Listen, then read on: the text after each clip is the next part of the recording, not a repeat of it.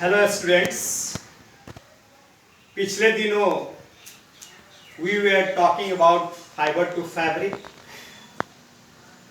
Introduction के तौर पे मैंने इन सारी चीज़ों की जानकारी दी कि mainly there are two types of fibres found in nature, likely to be natural fibers and artificial fibers. Natural fibers also we get from plants as well as animals.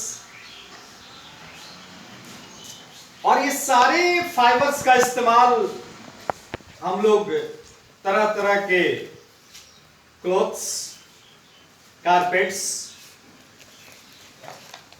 बहुत तरह की चीजों को बनाने के कार्यों में लाते करते हैं। और इसमें से सम सिंथेटिक है, सम नेचुरल है, मैन मेड।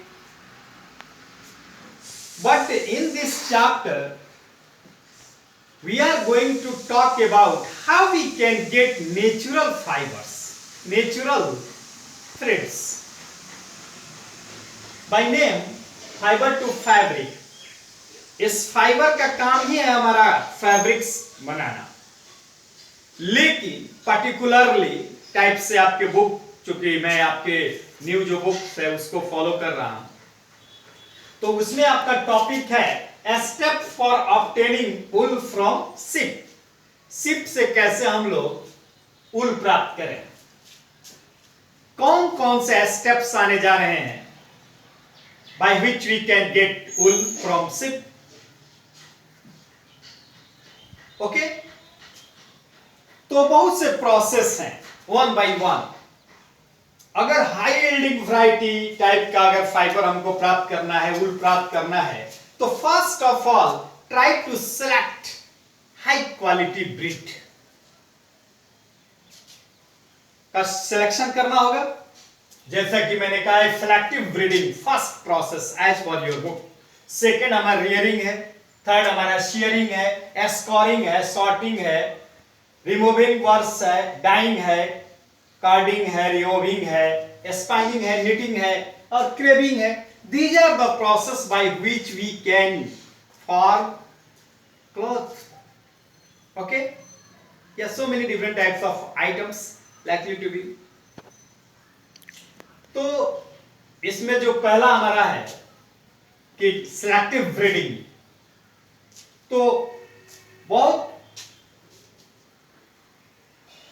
तरह के शिप मिलते हैं, लेकिन ये बात सच है कि उनके फर से ही हमको ऊल की प्राप्त होती है।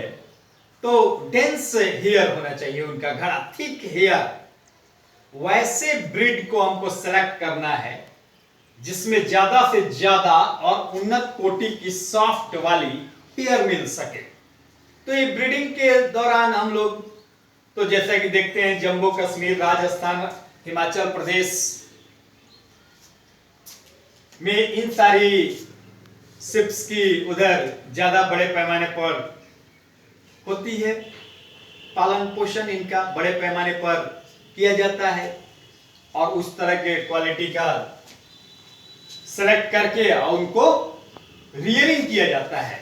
उनको अच्छे तरह से फूड प्रोवाइड की जाए, शेल्टर दी जाए रखने की, ताकि उन्नत किस्म के ऊल प्राप्त हो सके।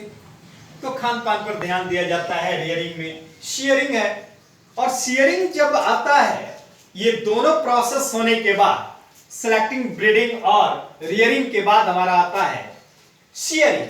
शेयरिंग का मतलब है कि शेविंग रेजर से उनके ऊल को उतार लेना बाहर बॉडी से। बहुत जब उनमें विकास हो जाता है, अच्छे तरह के फर आ जाते हैं, तो उनको शेविंग रेजर से उसको आउट करने, निकाल लेने को ही हम लोग शेयरिंग में चर्चा करते हैं। उसके बाद हमारा स्कोरिंग, और उतारे हुए से after shearing we wash the wool in better way. अच्छी तरह से उनमें सफाई की जाती है ताकि किसी तरह के अनडिजायरेबल मटेरियल्स तो उसमें मिक्स नहीं है। एक बहुत तरह का नाद टफ रखकर उसमें सफाई की जाती है, क्लीनिंग की जाती है। उसके बाद सॉर्टिंग होता है। और सॉर्टिंग में मशीन के पास भेज दी जाती है फैक्ट्री में। वहां तरह तरह के आधार पर, अलग अलग अपने ग्रेडेशन के आधार पर उसका डिवाइड करके, छोटे बड़े हेयर्स को अलग अलग डिवाइड करके प्रोसेस में लाते हैं। नेक्स्ट हमारा होता है रिमूविंग वर्क्स। इसमें भी विशेष रूप से बल्ब्स को अलग अलग क्राइटेरिया में डिवाइड करते हैं और अल्टीमेटली डाइंग किया जाता है। सो मेनी डिजायरेबल कलर में से डाइंग करने किया जाता है, कलर चढ़ाया जाता है। देखबे करते हैं कि मार्केट में रंग बिरंगे ऊल प्राप्त होते हैं। जाड़े के दिनों में रंग बिरंगे स्वेटर लोग महिलाएं बिनती हैं, ये तो हम देखते हैं। ये उसी डाइंग का प्रोडक्ट है, डाइंग का कमाल है। तो these are the process by which we can get a high quality type of wool. उसके बाद कार्डिंग है, उसको सीधा करने का भी होता है थ्रेड को, ताकि निटिंग में किसी तरह की समस्या ना आए। रोबिंग है, ड्रॉन इन थ्रेड, थ्रेड के रूप में उनको आगे किया जाए, बढ़ाया जाए। स्पाइनिंग, स्पाइनिंग का क्या मतलब है यहां? What do you mean by spinning? अब जो यार्न के रूप में आ जाता है मशीन के पास, सारी चीज प्रोसेस से गुजरते हुए वो यार्न के रूप में हो जाता है, जिसे मार्केट में देखते हैं बिकता है। हम लोग लाकर उसका निटिंग एंड वीविंग करते हैं। तो स्पाइनिंग उसको, ताकि वो किसी तरह से मिक्स ना हो सके एक दूसरे में, तो निटिंग और वीविंग के द्वारा फिर हम लोग अपना इस्तेमाल के योग्य प्राप्त कर लेते हैं, बना लेते हैं, बुनने योग्य हो जाता है इन सारे प्रोसेस से गुजरने के बाद। तो ये सारा प्रोसेस होकर मार्केट में ये सब आता है। उसके बाद से निटिंग वीविंग होता है, मशीन के द्वारा स्पाइनिंग भी होती है। बहुत तरह के स्पाइनिंग, जैसा कि आपके बुक्स में भी दिया हुआ है। तो these are the process by which we can get a good quality of wool by this process, and these are the normal process by which we can get a top quality of hair। और इस दरमियान में बहुत से problems आएंगे, तो उनको selection के आधार पर अलग करते जाते हैं। इसीलिए हाई क्वालिटी का ऊल है, लो क्वालिटी का ऊल है। इस प्रोसेस को जब क्रियान्वित करते हैं, तो इसी प्रोसेस के द्वारा हाई क्वालिटी वाले और लो क्वालिटी वाले बट जाते हैं अलग अलग तरह के ऊन में, और उसी को अलग अलग तरह की वैरायटी ग्रेडिंग होती है, उसी के अनुसार उनका प्राइस भी फिक्स होता है।